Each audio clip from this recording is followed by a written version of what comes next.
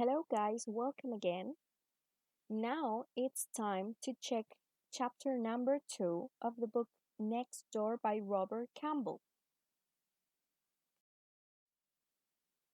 The aim for this lesson is that you will be able to read and listen to chapter number 2. ¿Se acuerdan que ya habíamos leído el capítulo primero? Now it's time to read chapter 2 of the book Next Door and identify structure for there is and there are. So lo vamos a ver más adelante, but pay attention during the whole reading. Okay? Chapter number 2. Something's happening next door.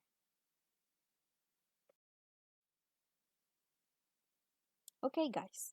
Just like in chapter number 1, we will check some very important vocabulary for you to understand better the text. Para que ustedes comprendan mejor, vamos a repasar algunas palabras que podrían ser difíciles o desconocidas para ustedes. In this case, we have two sections, the subject and the adjective section. In the subject section, we have telescope, that is a piece of equipment to see the stars. Neighborhood, that is an area of a town or city. No confundir neighborhood con la que viene a continuación, que es neighbors. Neighbors are the people who live near, in the neighborhood. Okay? Los neighbors live in a neighborhood. Then we have rule, that it's a thing that people must or must not do. The mystery is something unknown. It's a mystery. And the supper in British English is also a way of calling the dinner. In British English, then you can say dinner or you can say supper. Then in the adjective section, we have 4 words. The first one, broken. Broken is something that does not work, algo que no funciona. Careful is when you give special attention to something or someone, okay? Empty with nothing inside. And rude, that it's when someone, a person, is not polite or nice. So let's go with chapter number 2. Chapter number 2. Something's happening next door. Posted by Owen on Friday. I'm writing this blog in my room. We live in a house with 2 floors. My room is upstairs. It is not a very big room, but I like it. When you walk in the door, there's a bed on the right against the wall. Next to the bed, there's a small table with a clock. The clock has a radio, but the radio's broken. It's broken, remember? Something that does not work. There's a big poster of the universe on the wall. ¿Se acuerdan que a Owen, he was mad about space and astronomy, right? So there's a big poster of the universe on the wall. And there's a wardrobe in the corner. Then there's my desk. Wait, what about the telescope? I can't forget the telescope. Very important to see the stars, right? It is my number 1 thing. The telescope's in front of the window, of course. There are lots of shelves on the other wall beside the door. There are books and video games and my collection of outer space magazines. You're probably not very interested in my room. The important thing is my computer. It's on the desk, and from here I can look out of the window at the street and the house next door. ¿Se acuerdan? Next door, la casa de al lado. Nothing happens in our street. It's a very quiet neighborhood. the place where people live, okay? And the house next door is empty. ¿Hay gente? No, because it's empty. Oops, mom's here. Mom. Owen, what are you doing? Me.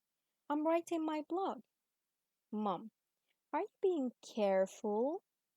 Okay, are you giving special attention to what you do on the internet? Me. Yes, Mom. Mom. Good. I think the internet's fantastic, but it's important to remember some things. Internet rule number one thing that people should do, una regla, something that people must do. When you write things on the internet, don't write your address or your phone number. Mom's looking out of the window. Me. Have we got new neighbors? The people who live near, right? Mom. I don't know. There's a big lorry outside. A lorry, a big vehicle. Outside the house next door, and three men are carrying lots of furniture into the house. There are beds, cupboards, tables, chairs, a big TV, pictures, boxes, and what's that thing? Mom, what's that thing? Mom says, I don't know, Owen. Do you see what I mean? Mom loves saying my name. Mom says, I think it's one of those things too. I don't know what it is. It's a mystery object. A mystery, unknown, remember? A very big mystery object. The three men are trying to carry it, but they're having problems. It's a very heavy, big metal box. What's inside? Mom says it's rude, not nice or polite, to look. She also says supper's ready. I'm hungry, so it's time to turn off the computer. Bye. Okay, that's chapter number 2. And there are some questions for you to think about. What is the mystery object? Okay, what is it made of? How heavy is it? What can it do? ¿Qué creen ustedes que es este mystery object? Eso queda para ustedes para reflexionar. Okay, chicos, after reading, I have an activity for you. Based on chapter number 2, you have to answer if the following statements are either true or false. If they are true, you write a T in the box, in the corresponding box. If it is false, you write an F. Okay? The sentences say, Owen's house has 2 floors. The neighborhood is very quiet. Next to Owen's bed, there's a table with a telescope. Owen's bedroom is upstairs. Owen's bedroom is very big. 2 men carry a mystery object. Owen has a collection of outer space magazines. And finally, Owen says you don't have to give your personal information on the internet. Entonces, dependiendo de lo que diga el texto, you answer if these statements are true or false. Now, let's check this extract, this excerpt of the chapter number 2. I want you to pay attention to the underlying expressions. Let's see. There is a bed on the right. Next to the bed, there's a small table with a clock. There's a big poster of the universe. And there's a wardrobe. And then there's my desk. There are lots of shelves. And there are books and video games. There are. What do they represent? What do they express? ¿Qué es lo que nos están tratando de decir when we say there is and there are? Well, here is the answer. There is and there are express the presence or absence of an object, person, process, etc. Lo ocupamos para decir que hay o no hay algo. ¿Ok? The presence or absence. Pero, ¿por qué tenemos there is y there are? ¿Cuáles son las funciones? We use there is in the first picture when the noun is singular. For example, there is a cat. Hay un solo cat, so that's why we use there is. In the second picture, what do we have? In this case, you have to use there are because the noun is plural. Hay más de un cat, so it's plural. That's why we can say there are 6 cats. Okay, guys, but now the question is, how do we form there is or there are? What are the rules for the use of there is and there are? ¿Cuáles son las reglas para there is y there are? Here you have. Es importante decir que, como ya tal vez lo han notado, there is y there are se ocupa con el verb to be. ¿Ok? In positive or affirmative, we have 2 examples. There is a table for singular. There are 2 desks for plural. ¿Se acuerdan que usábamos is for he, she, it, are for you, we, they? Bueno, aquí para singular ocupamos is. Para plural, we use are. As simple as that. Very simple. For the negative part, we use there isn't for singular, there aren't for plural. Isn't is the contraction of is not. Aren't is the contraction of are not. Okay? Questions. Is there a table? Are there any desk? Si se acuerdan de cómo formamos las preguntas con el verbo to be, esto les va a parecer muy familiar. Remember, we use is for singular and are for plural. ¿Cómo contestamos estas yes-no questions? With short answers. For there is or for is there a table, we can answer yes, there is, or no, there isn't. Right? For the question, are there any desks? We can answer yes, there are, or no, there aren't. Así que es muy similar también a las preguntas y a las respuestas del verb to be.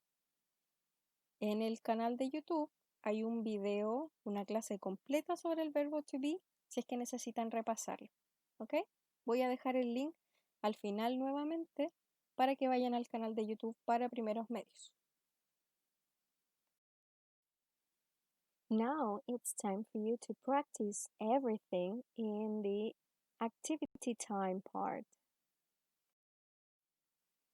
In this exercise, you have to look at the picture and complete with either there is or there are.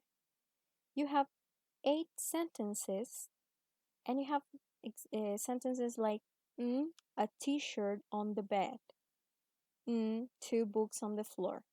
So you have to say and you have to decide, what do I use? There is or there are? ¿Qué es lo mejor para esta oración? Is it singular? Is it plural? ¿Qué es lo que tengo que usar? Okay? And in this exercise, you have to check if the sentences are correct or incorrect. Hay unos ejemplos ahí. El primero dice, is there have a garden in your yard? De acuerdo a la estructura, have no debe ir ahí. So, I corrected. And the second one says, there are some pens on the desks. This is correct. Entonces, lo que tienen que hacer con el resto es ir checando las que estén correctas y corrigiendo las que tengan algo que corregir. Las demás dicen, there aren't have any customers in the store. Are there a car in the garage? Is there schools near your home? Are there have a phone that I can use? Do there a restaurant in the hotel? I think there is some people waiting outside to see you. Is there always so many people at the zoo? And there is a bear at the zoo, but there aren't any elephants. So you decide which one is correct, which one is not correct. Well, guys, and as I promised, here you have the answers for the activities of the previous chapter, chapter number 1. ¿Ok? Tenemos las respuestas del crossword y tenemos también las respuestas de las actividades con las WH questions y las question words, para que ustedes vayan a su cuaderno o donde hayan realizado las actividades y chequen if they are correct or not. ¿Ok? En este ejercicio, en el ejercicio número 5, habían dos posibilidades. Podía ser, when do you go on holiday? Or when do you usually go on holiday? Las dos son correctas. Chicos, antes de pasar al exit ticket, que es la diapositiva que viene, ahora que ya leyeron el capítulo 1 y 2, pueden ir a la actividad de Kahoot. Kahoot es una página donde uno puede hacer quizzes y challenges dependiendo de la asignatura, en este caso inglés, y relacionado al simple present y también a lo que hemos visto del libro. Así que hagan clic en ese link que está ahí para ir al challenge. If you remember, guys, in chapter number 1, we have the exit ticket. Al final teníamos el exit ticket y ustedes, como supongo que ya vieron y leyeron el capítulo número 1, llegaron al final de esa presentación y saben lo que es el exit ticket. Here you have to copy in your copybooks 3 things you learned, 3 cosas que ustedes aprendieron, 2 doubts or questions, and 1 opinion or appraisal about this class.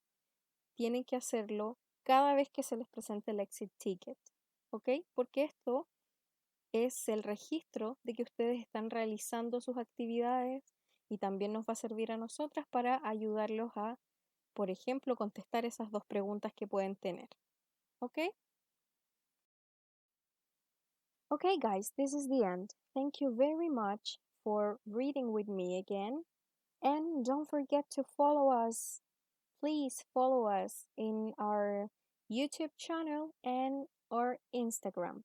Tenemos material para ustedes, videos para ustedes en nuestro canal de YouTube y en el Instagram de Primero Medio y material específico para ustedes y el contenido que se está viendo. Así que todo eso son herramientas extras para que puedan comprender mejor. That's it, guys. Thank you very much and see you in chapter number 3. Bye bye.